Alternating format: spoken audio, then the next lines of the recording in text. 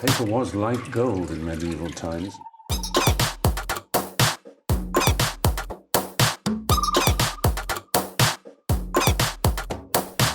Oh, not tobacco. Sugar. That everything we thought we knew about the world might turn out to be completely wrong.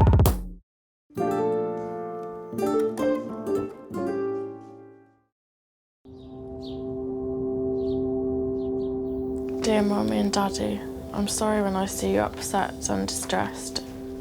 It's not your fault the way I am, and you've both done everything and more than most to help me. But maybe the best thing is to be cool, to be kind, and cut me out of your lives until I'm better. I hate the fact that all I do is hurt and fuck things up and people around me. I know one day I'll want to get well and live life properly. But for the moment, I think I just have to accept who I am right now and try to cause the least amount of damage to others. I'm sorry it's come to this. I don't know what to say anymore, as I'm enslaved to something I hate. And have no control.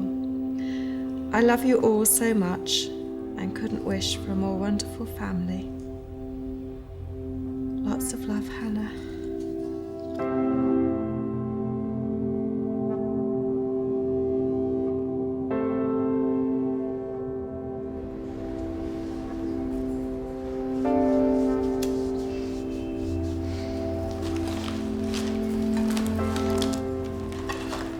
This is a film about what happens when your child becomes a heroin addict. Kate is a 49-year-old interior designer from Brighton. Her daughter Hannah is 20 and has been addicted to heroin for 3 years.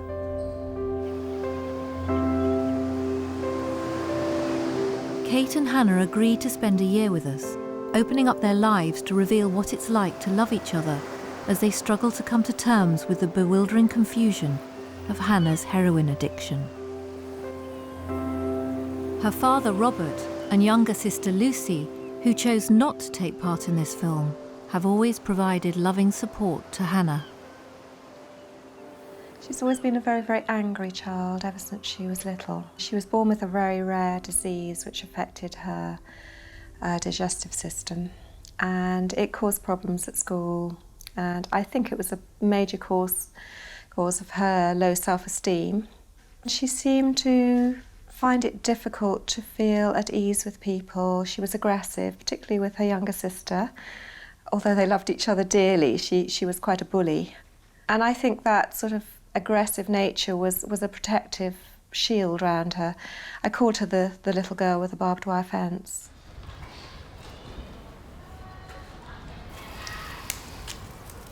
Hannah, what do you think at this moment?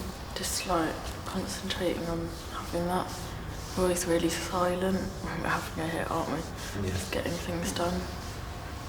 Hannah lives on the streets of Brighton with her boyfriend, Ricky, a former chef who has been an addict for 8 years. Well, show me where it is. There's half of me that feels reassured that they're together, and I'm very, very fond of Ricky. He takes very good care of Hannah, and if she had to be with another heroin addict, then I'm very glad she's with Ricky. Oh. The downside of that, of course, is that very seldom do two addicts recover simultaneously and together. If one is getting better, very often they will relapse because the other person isn't. So they've made life much harder for themselves by being together. But when Hannah is out there on the streets or doing a deal and it's dark at night, I'm glad that Ricky's looking after her. Struggling. What's the problem? Because I'll put it in, honey, but I ain't squirting it in. You can squirt it in. I feel like using my veins on my arms for so long. They've gone hard and like, what's it called? Thrombosed. It's because I'm cold as well. Your veins, like, if you get in a hot bath, it's best to don't come up. So this is what I'm sick of as well. I can't wait to get clean up. Something to help us, you know.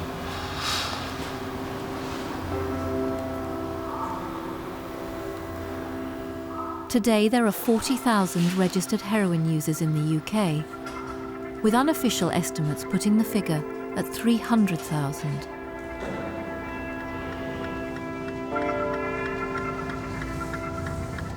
This road here is...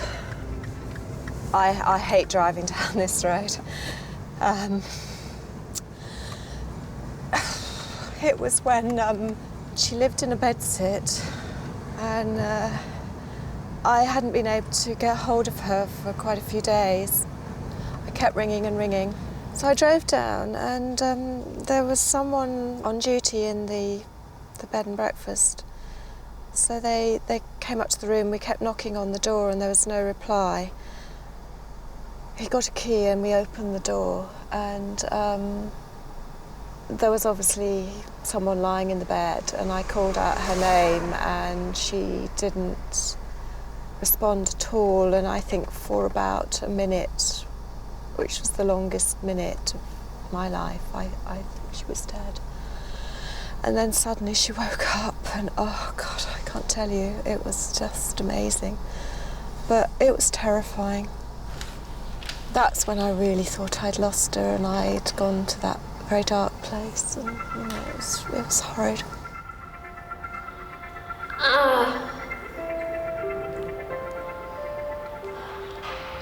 Only put it in a bit at a time, you know. Babe, I can't do it. You can't ask me to do it, not there.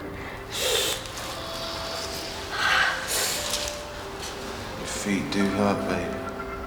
You know that.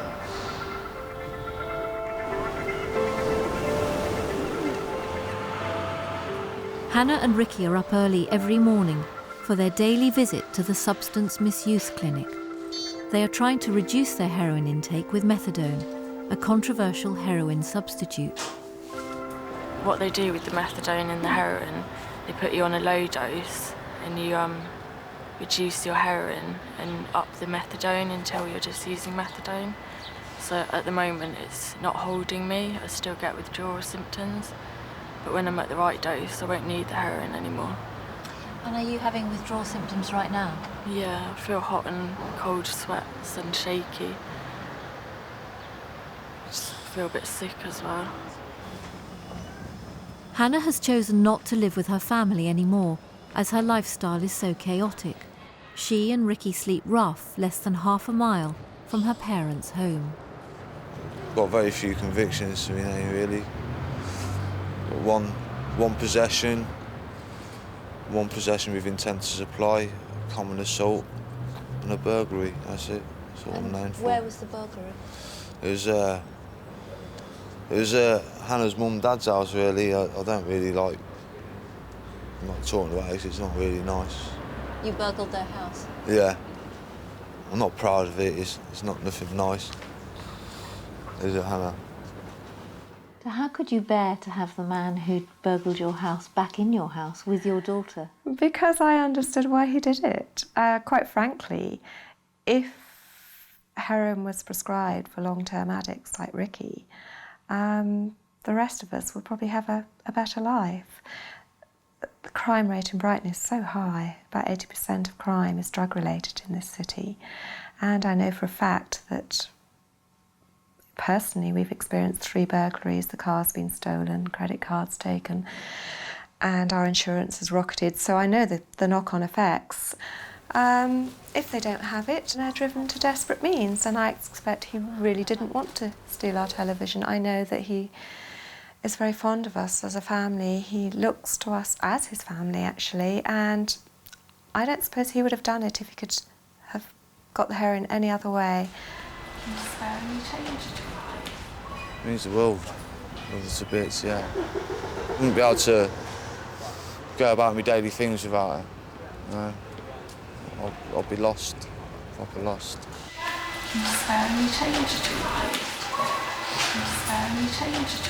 Mostly women give me money.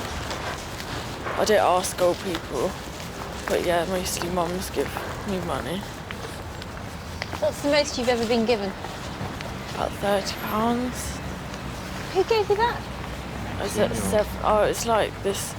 I was sat up 7 dials, and this 19, he must have been 20 or 19, this boy came up to me and he said, "Are you homeless?" And I said, "Yeah," and he just gave me 30 quid. Just like that. And what did you do with that? I have to spend it on feed my habit. I don't tell them that, but I do feel guilty that I have to lie about it. But otherwise I'd have to go out and shoplift or something. Just 5, yeah? Right, thank you. Maybe it's going to rain, mate. What have we got to do this afternoon? Nothing, really. I think I'll be alright the rest of the day now. I just need another hit to go to sleep with. I feel alright with the methadone and what we've had. Yeah. Yeah? You'll get another £10 for bedtime.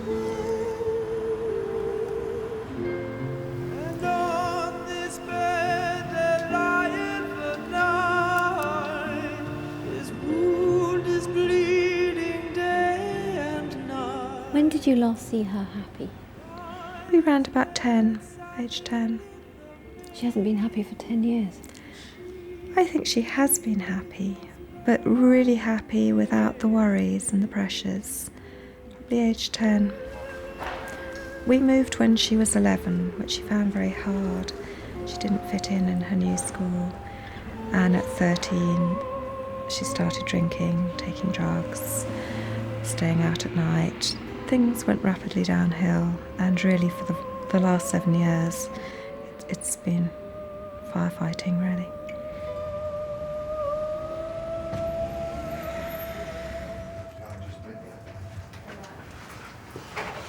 You all right? Hannah and Ricky have moved from the street to a hostel for drug and alcohol dependents. They are allowed to take drugs here, but will be given weekly counselling and help to reduce their dependency. I don't have any clean pins left. I clean them all out. I've only used them once, but I forgot to go to the chemist. I got there just as it closed tonight. So I have to get... It is clean. I'm the only one that uses these. How are you feeling about your mum and dad at the moment? I don't know, I keep having nightmares at the moment. As Ricky said, I woke him up last night screaming for my mum. I get quite bad nightmares when I'm on the methadone. Hannah first tried heroin in a little village in Wales, but her problems began with alcohol. At 13, and unbeknown to her parents, she was binge drinking on vodka. And by 15, she'd moved on to cannabis and cocaine. Both Robert and I were so naive. We didn't know anything about addiction then. We thought a quick stint in a rehab, took out some savings, put her into rehab locally, and she was doing really well. She stayed in for a month over Christmas and she was glowing when she came out. But the day after my birthday, she relapsed, and ever since then it's been really a succession of getting slightly better and then relapsing. And it really is a roller coaster. You go up and down. For 3 years, Kate has wrestled with how to deal with Hannah's addiction. For a while, she tried financially supporting Hannah, even accompanying her to the dealers to keep her safe. Sometimes she gave her money for drugs. One summer, Kate helped Hannah and Ricky detox in the upstairs bedroom. Sometimes we'd be dealing with the squalor of it all. It's not a glamorous illness. We have diarrhoea and vomiting quite frequently. I can remember Robert and I having to take the mattress out and wash it and dry it in the back garden. There was blood spattered up the side of the walls in the bedroom where she'd hit a vein. It was a way of life her husband, Robert, felt he couldn't continue with.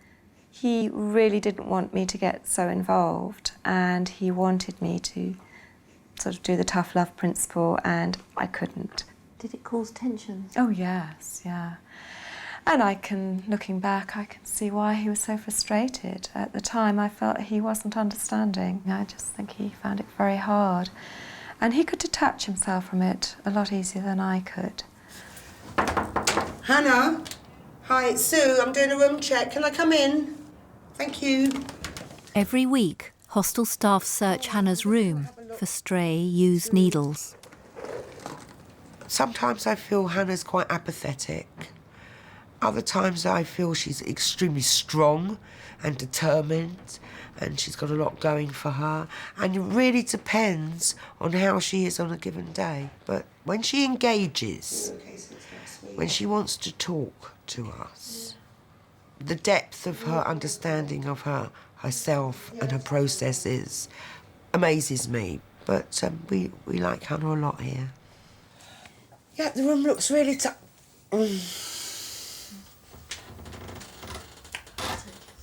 Yeah. Why have you got the sock on there? Because if you smoke, it goes off, doesn't it? How about opening the window? The window doesn't open very far. Doesn't it? The only problem with that, Hannah, is that is really dangerous. You're putting a sock over the alarm, so if you fall asleep in bed or anything like that with a cigarette, okay, the alarm's not going to go off. Yeah. So, sorry to have to say, I have to give you a warning for that. Could you take it off now for me? Because I can't let you be in the room with that over there. It's really, really dangerous. Please just crack the window open a bit.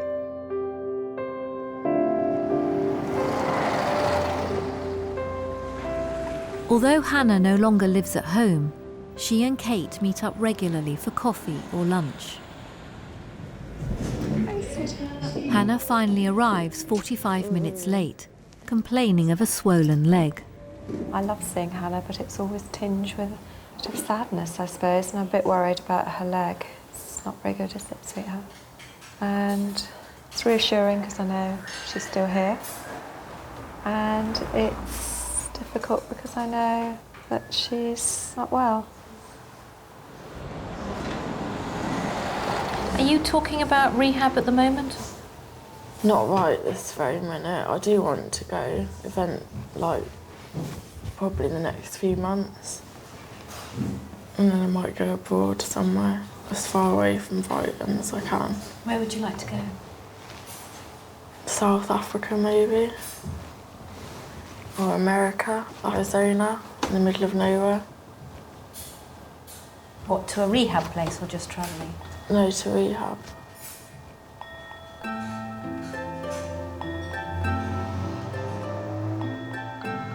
My tummy hurts.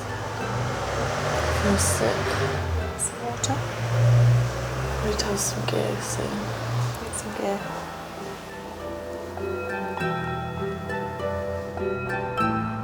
The strain of supporting Hannah through her heroin addiction led to Kate having a nervous breakdown in the summer of 2007, just before we began filming. It all came to a head. She was hammering on the door, banging on the window, throwing things at the house, screaming and shouting. And I think it was the feeling of just being trapped, totally trapped by this situation. There was no way out from it. I just couldn't see a light at the end of the tunnel. I didn't know what to do anymore. And my body went into total shutdown. I couldn't eat. For 2 weeks I hardly ate. The body had said, I can't take any more. And the hospital gave me permission to do nothing. I didn't have to beat myself up and charge around like a headless chicken trying to do things. And I felt released from the guilt, and that was a huge burden taken off.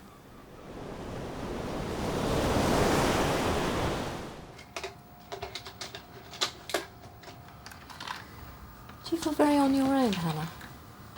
I've always felt like this because I haven't lived at home properly since I was 50.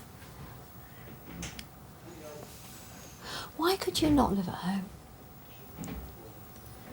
Because I hated my parents when I was 50. What did you hate about them? That's a bit strong, I didn't hate. I I hated everyone, I hated life and everything when I was 15. I just wanted to grow up too quickly as well, I think. Did you leave school when you were 15? Yeah. Have you got any GCSEs? No. I got banned from going into school in the last few weeks. I used to get a bit of stick. People think I got Hannah onto the gear, but I never. It's like through her ex-boyfriend.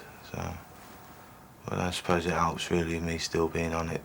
You know, come out of jail clean and then start again, like, you know. So. Have you ever nearly died? Come close to it last year with the blood clots and the pulmonary embolism. Yeah, it really went well. It scared Hannah as well at the time. And she saw me lying in the hospital, like, with all kinds of tubes coming out of my neck and all kinds of wires and that, and drips attached to me. And she went up to Wales and got clean.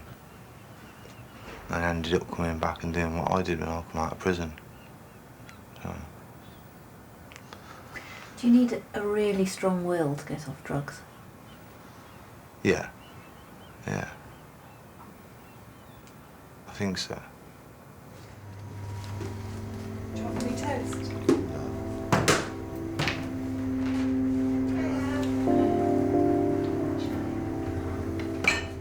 I just want to say to her, look, this could end up taking you till you're 45, easily. You can easily be living this life till you're 45, and by that time you will have no friends.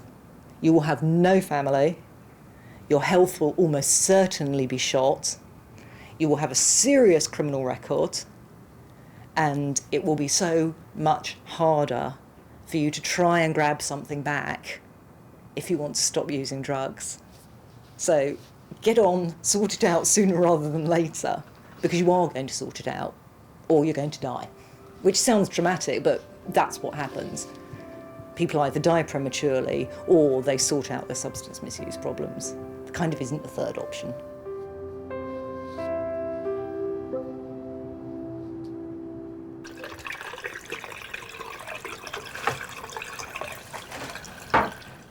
Hannah and Ricky have been at the hostel for 3 months. They have stopped taking methadone, and Hannah appears very unsettled. She rang me up on Monday, just gone, saying that she'd had enough and wanted to go into rehab, which I took with caution because I've been excited before and then let down. So I went down to see, and she said, well, I'll go if I can get a hit first. So she went off and got some drugs. Then she said she needed to talk to Ricky first, and as the evening wore on, the excuses became more and more, and I realised it wasn't going to happen, but she said she'd meet me the next day. So I went the next morning and went to take her to a rehab place about an hour from Brighton. The bloke that spoke to me and my mum when we got there, he came outside and said, oh, at least you can have the respect to go inside and tell your mum that you don't want to go. And I said to him, as soon as I go in, she's going to come out and drive off. And I went inside and she said, I'm getting something to eat, and I went outside and she was gone. So I just left and hitched back.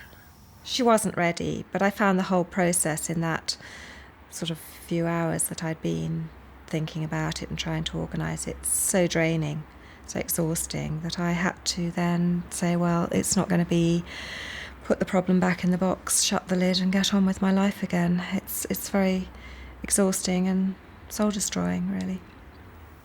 Does any part of you understand why she left you there? Yeah, I know, but she doesn't like to think that would make me want to stay. She's just stupid. She doesn't know me very well.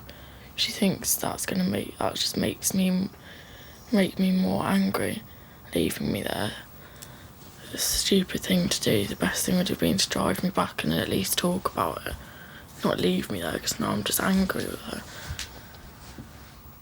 How many times has she been to rehab before? I think 6, but I've lost count. Some for barely 2 days, you know. So I think the longest period she did was a month, the very first time. The problem then was mainly alcohol and cocaine. So since she's been on heroin, she hasn't managed to really go to rehab at all. She's my daughter. I love her. I want her to be well. And I would do anything for that. But it's not going to happen yet. Do you think it will happen? Sometimes. Sometimes I don't. Very often I don't. What gives you hope? Other people tell me she's a survivor and that she's tough. And I just so want to believe them. But you know her very well, don't you? Do you think she's tough?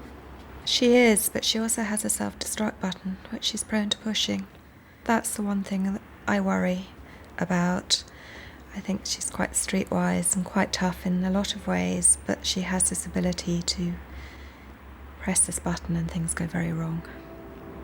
That scares me.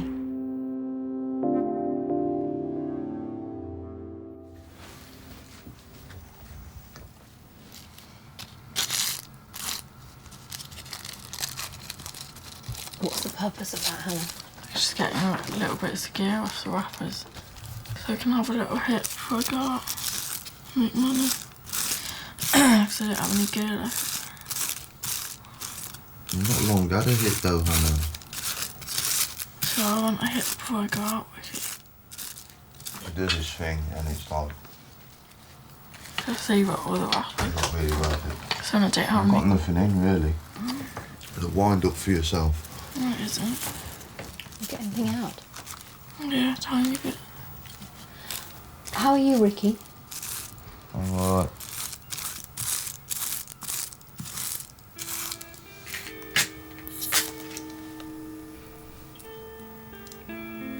Is this worth doing?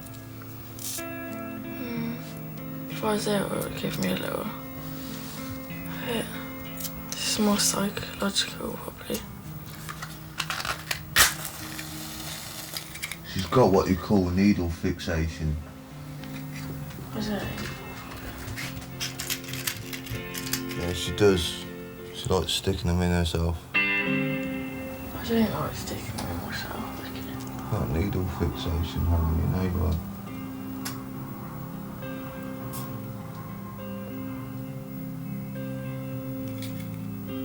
Well, I heard there was a secret chord that David played and it pleased the Lord. But you don't really care for music, do you? How are you getting on with each other? Fine. The minor fall and the major lift, the baffled king composing hallelujah, hallelujah. There needs to be certain things that happen in somebody's life to make them determined that they don't want to use again, and I don't think those particular things have yet happened to Hannah. So one of the losses would be cut off from family. Losses would be she hasn't got children, but if she had children, children taken away from her. Losses would be going to prison. Losses would be possibly sex working for drugs. Are you saying that in a way she can remain in a status quo because nothing's particularly challenging her out of it? Yes. Unless, of course, her self-determination to change is endemically there. And I think that is the struggle, because sometimes when I speak to her, that emotional maturity and that self-determination comes through. And I can feel it and I can see it. She's an intelligent young woman and she's got so much going for her. But at other times it's lost in the apathy and the inability to really want to engage out there with life.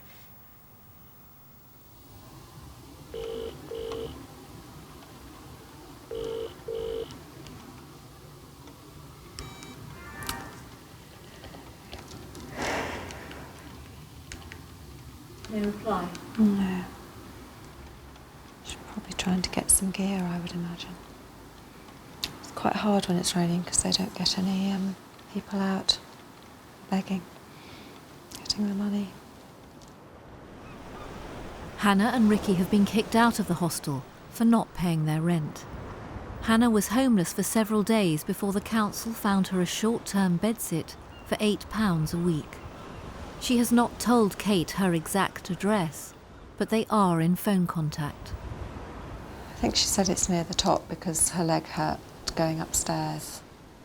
There's a lot of bedsits, hostels like that. Problem is, I think, they're pretty run-down buildings, pretty squalid, some of them. I know there was a hostel in Brighton where an addict was dead for 5 days before they found his body.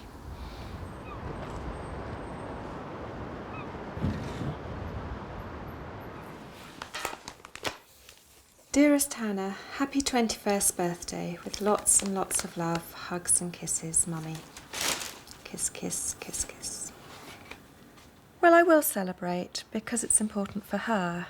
She feels that it's special enough to mark, but it's very difficult. So my present to her is to take her to have a massage and to have her hair cut and coloured, because none of those things can she sell for drugs. And I've bought her a nice skirt and top, but she's opening it and putting it on and wearing it, and then she can't sell it or take it back to the shop. So it's planned with thought, but I want it to be a lovely, special day for her and for me because, well, I still love her very much, and it's important. Can you remember her being born very clearly? Oh, gosh, yes. I can still feel the high that I was on. It was the most amazing experience, and I couldn't believe that this tiny little baby was mine. Oh, it was incredible joy, euphoria, and not 12 hours later was tinged with extreme terror because she was born with this rare disease. Hannah suffered from an unusual and debilitating disorder of the colon. She was in and out of hospital for the first 10 years of her life. She had a lot of problems at school and children picking on her and bullying her. It was very sad for her.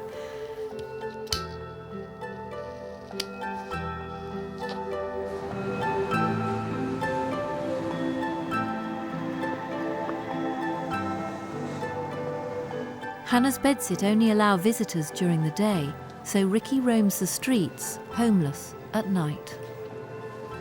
Well, it's past 12 o'clock, so I guess it's Hannah's birthday now, so... Have you got her a present? Not so much yet, it's just, I've asked her what she wants, and she needs to go into town and get it herself. If you could buy her anything, what would you get her for her birthday? If money weren't an object, I'd probably get her her own place to live, you know? So she's got somewhere secure and somewhere stable. Somewhere she can call her own without having to worry.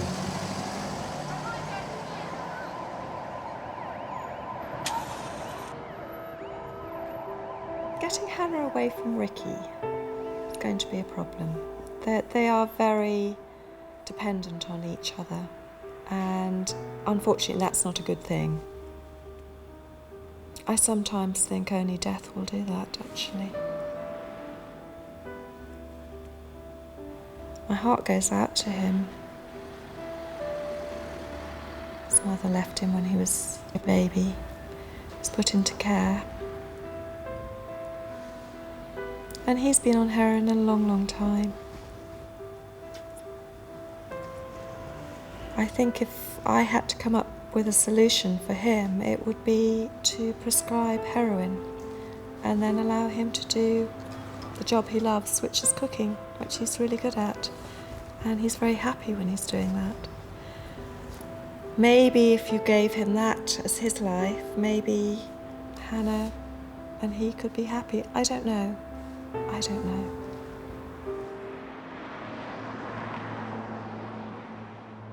Right, darling? It's 10 a.m. on Hannah's 21st birthday. So she's gone in for her massage, and I'm picking her up now to take her to have her hair done. The problem being that she informed me that she needs some more gear between now and having her hair done. and the dealers don't start work till 11:30, so it's just after 11, and we have to try and get some gear between, well, 11:30 and the appointment at 12. Otherwise, she's got a fair amount of time in the hairdressers and she'll start to rattle.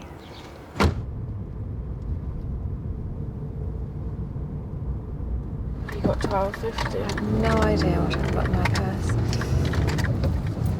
You've not got a note? I don't think I have I? Can you get a tenner out? I guess. Is there a cash point along here?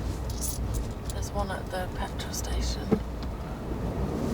Can you get my card out then? And this is a one-off, Hannah. I'm not doing this again, okay? Is that the drug Hello? people? I'm just at the Sainsbury's on Lewis Road. I'm in the BP carriage now. The what? What, where the quick fit is? Alright. Okay, how long will you be? Alright, okay. I'm gonna have to wait here. It's better if I go over there. They're coming here, are they? No, I've got to go up that road down there. Thanks. So shall I wait here? Yeah, don't come over at all. No. Because otherwise I'll get in loads of trouble. Right. Try not to be long then, sweetheart.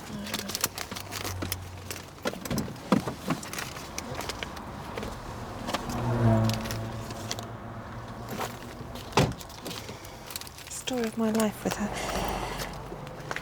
I hate giving her money. When I talk to people about this film, I say it's actually a film about love. It's a film about a mother loving a daughter and a daughter loving a mother, but through the fog of heroin addiction. Yes. So could you tell us a little bit more about what it is like to love your daughter when she's a heroin addict? I think you love incredibly deeply because they're so troubled. It's ironic, when she was a little child and growing up, that bond didn't develop for whatever physical reason. It was so hard. She didn't want to be loved or cuddled, and that was desperate for me.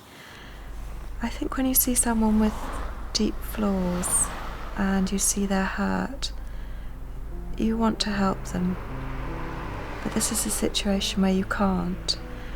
It's almost taking your tiny toddler and making them cross the motorway, hoping that nothing will hit them.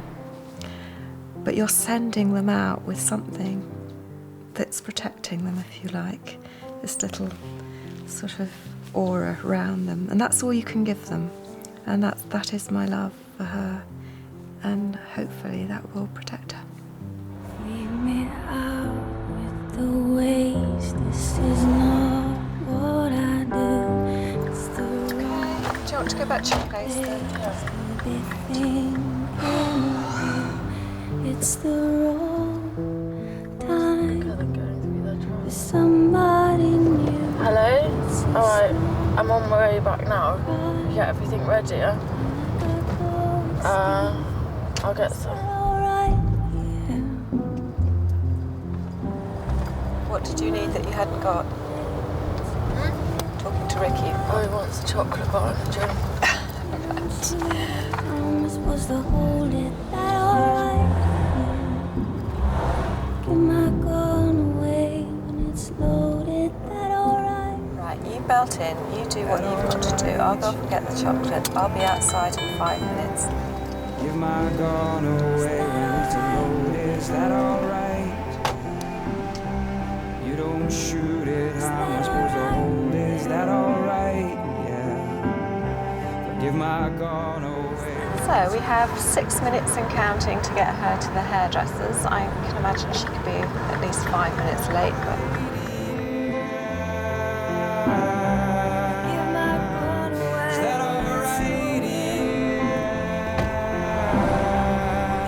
Hello.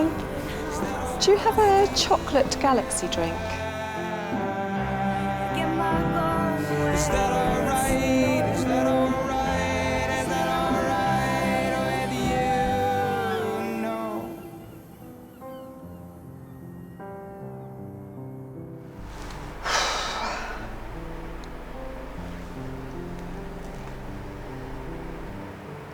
Are you sorted? I've got Ricky's stuff. Do you want to send him down for it? How are you, Kate? A bit frazzled now. Very frazzled. But it's normal. I just haven't done this for so long. I've forgotten how frustrating and irritating and how much of my life I was wasting doing all of this, sort of racing around. It's funny, I've had 6 months of having my life back and getting on with my life, and suddenly it's a one day and racing around. Okay, sweetheart. It's all right. So, What did it feel like giving her money again? depressing. Deja vu. Had to do it. There's no alternative. If you want things to happen the way you want them to happen, you buy it. Bribery, whatever you want to call it. I buy. I suppose I was buying peace of mind. I was buying convenience, actually. I see. Look, I don't have time. Happy birthday, sweetie. Oh. And there's a little one. And I've put some magazines in there for you to read, take home. In the year since we started filming, Hannah has injected heroin over 730 times at a cost of over £10,000. In my mind, I sort of see another up to 5 years. I hope it isn't 5 years, but realistically, that's probably a minimum. And then maybe she'll start to want to change her life. I don't know what will trigger that need, but I would say at the moment Hannah is bumping along the bottom quite nicely and nothing's too awful.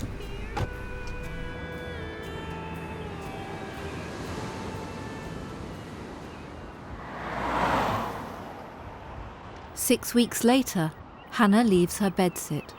She and Ricky are now squatting in a flat nearby. So who does this place belong to? A friend I was at school with. And where's he? In prison at the minute. So, yeah. Yeah, but it was proper filthy in here. The fridge was green. There's all crap all over there. It was just horrible. Like, me and Hannah always wanted a flat together, like, you know, but got this for a couple of months, but see what happens after that, really. This is Hannah's 6th home since we started filming, and Kate's first visit to this address. Hi, darling. Who knows? I mean, I've lost count of how many times Hannah has moved and how many bin bags I've carted around Brighton with her belongings in. I think for her, she needs a place to live, somewhere she can feel is home. I think she needs some stability in her life. Hello. Is that the right one? I thought that would cheer you up. Yeah? And I went for a sort of grey colour bottom sheet.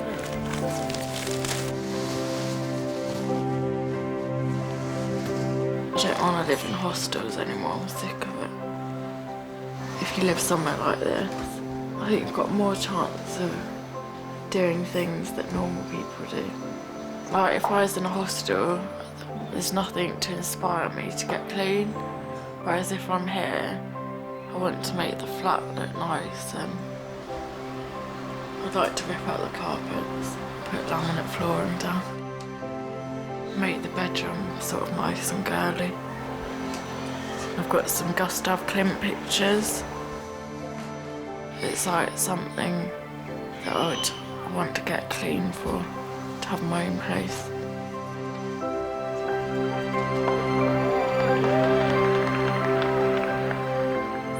Hannah and Ricky have 2 months and lots of form filling to secure the tenancy in their own name. Are you going to actually do this? The problem with you is that you hate filling in forms, and if things get complicated, you dive under the duvet. Yeah, but I did go out on my own. No, I went on my own to get the forms. Just sort of staying here till the 14th of August isn't actually going to achieve anything. You've got this opportunity, the two of you. If you want to stay any longer, you do something about it.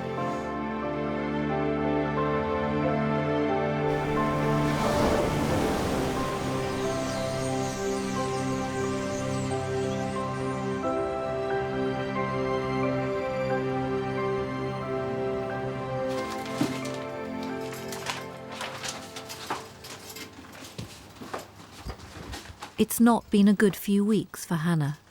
She is facing 2 charges of theft and assault in a magistrate's court, following an incident at a supermarket where she was stopped with a packet of steak in her bag. I pleaded guilty to shoplifting, not guilty for assault. So I've got to just have a little trial, not a proper one. With the security guard, I'll probably get a fine or community service. Yeah, I don't go begging anymore, ever. Just shoplift all the time. Tonight, Ricky is nowhere to be seen.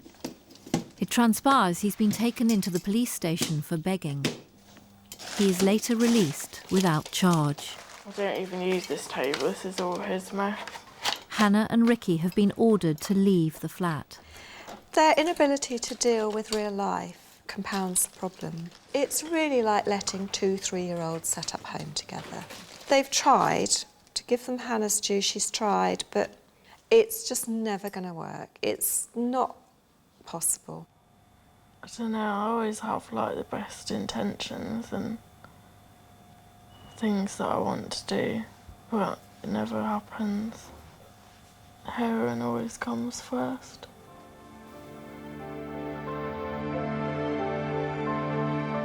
Do you ever get cross with Hannah? Yes, I get cross, but I think I also understand that it's only ever going to attract that person who has the problems. It latches onto them because it makes them feel better. I don't blame anyone. No, it's my choice to take drugs. But I would say, like, if I hadn't have started smoking cannabis, then I wouldn't have progressed to other drugs. You take speed and you say, oh, I never touched coke, and then when you do coke, oh, I'd never do heroin. And then you start smoking heroin, oh, but I'd never use needles. And it does, it just progresses onto everything else. Once you start taking drugs, it completely changes your morals. Even though we sometimes feel optimistic, the reality is that this will go on for a long time. There won't be any change. This is our life together. This is how it's going to be. Hannah received a fine of £115 for stealing the steak, which will be deducted from her benefits. The charge of assault was dropped as the security guard failed to show up. A month later, Hannah was arrested again for shoplifting.